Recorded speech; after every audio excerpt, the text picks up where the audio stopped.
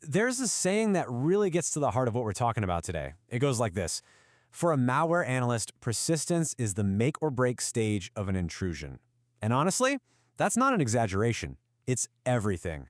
It's the line between a tiny blip on the radar and a full-blown, long-term nightmare. So let's get right into it. We're going to be talking about persistence hooks, basically all the clever and sometimes shockingly simple ways that malware manages to survive a reboot. I mean, you've probably wondered, right? How can you get infected, restart your computer, and bam, it's still there? Well, that's exactly what we're going to pull apart today. Okay, think of it like this.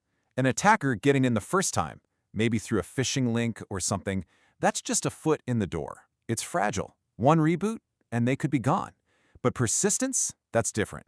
That's the attacker setting up camp, putting down roots. It's what turns that one-time intrusion into a permanent backdoor they can use whenever they want.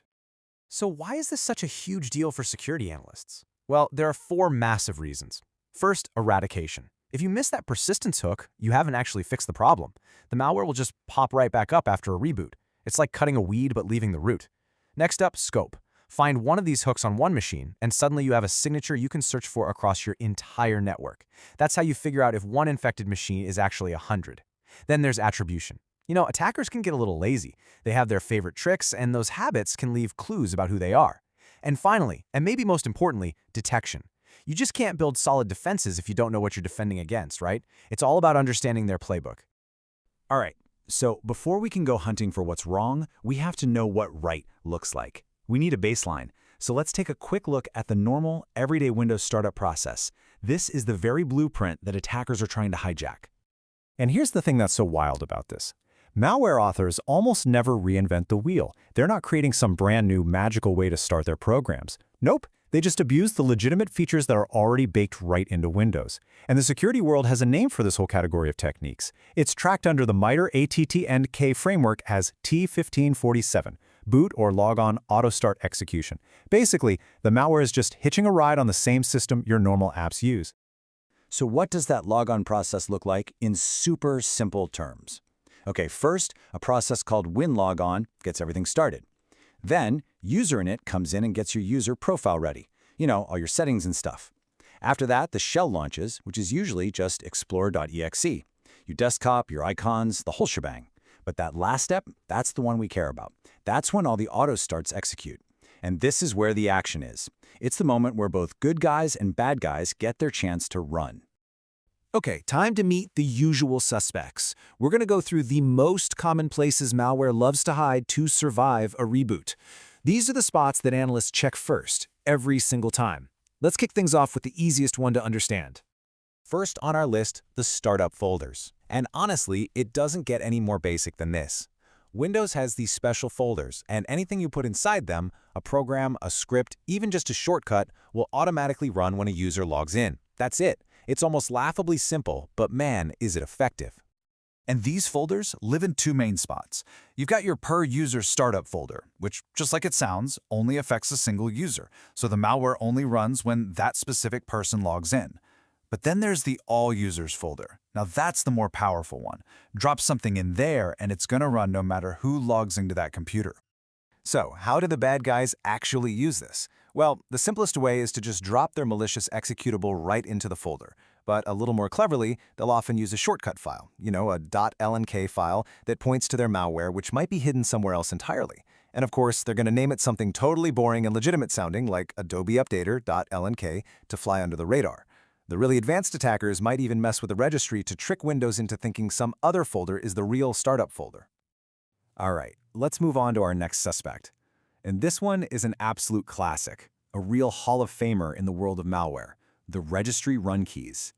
Deep inside the Windows registry, there are these special spots that basically act as a to-do list for Windows at startup. It's one of the most popular and most abused hiding spots out there. Now, you've got 2 main types here, run and RunOnce. The difference is critical. Anything in a run key will execute every single time a user logs on. Perfect for malware, right? The RunOnce key, well, the name gives it away. It runs one time, and then Windows automatically deletes the entry. Attackers might use this to be sneaky, but clever malware can just write the entry back every time it runs, basically turning a RunOnce into a run key anyway. And hey, does this sound familiar? Just like with the startup folders, these keys live in two different scopes. You've got the ones in HKey_current user, or HKCU for short, which only apply to the person who's logged in right now, and then you have the HKey_local machine keys, or HKLM, which are system-wide. Anything registered there will run for anybody who logs onto that machine. When it comes to abusing run keys, the name of the game is deception.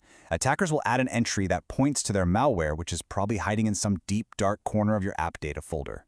What's really scary is that these keys are perfect for fileless attacks. Instead of pointing to a file, the registry value itself can contain a long, nasty, encoded PowerShell command. And just like before, they'll give it a name that sounds super official, like Security Health, so you just scroll right past it. Okay, so we've covered the basics. Now let's level up to something a bit more advanced: Winlogon hooks. With this technique, we're not just adding another program to the startup list. Oh no, we're talking about hijacking the core logon process itself. This is a much more powerful and much more dangerous kind of attack. And you can see exactly how it works right here. Take a look at the shell value. On a normal system, that's just explorer.exe. That's your desktop. But an attacker can change that value to point to their program instead. Or check out UserInit. A legit entry ends with a comma. An attacker can just tack on another comma and the path to their malware, and boom, it now runs with high privileges right alongside the real thing every single time. Up until now, we've been focused on how an attacker can own a single computer. But what about when they want to go bigger? What happens when their target is an entire organization? Well, that's when we get into persistence at scale, and believe me, the stakes get way, way higher. See, in big enterprise networks, IT admins use a powerful tool called Group Policy, or GPO, to manage everything.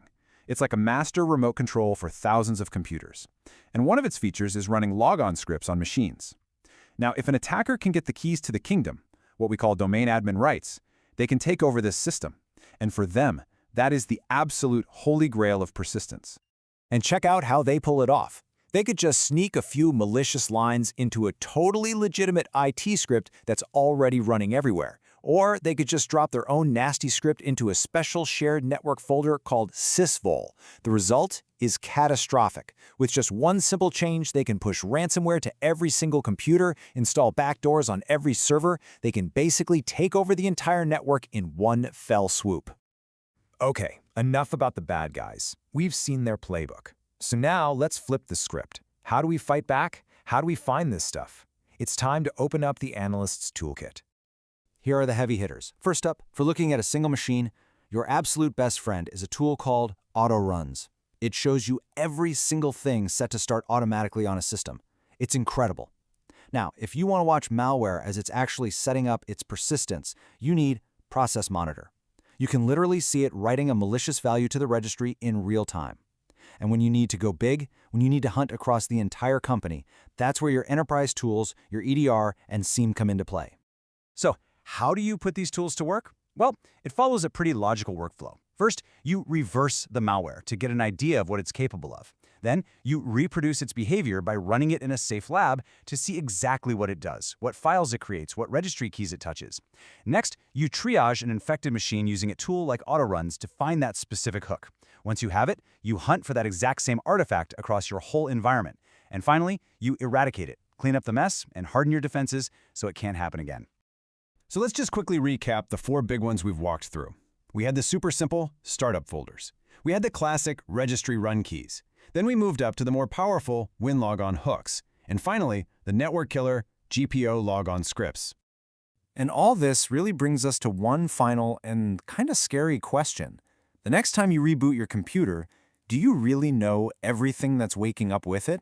Because understanding this stuff, understanding persistence, it isn't just for the pros.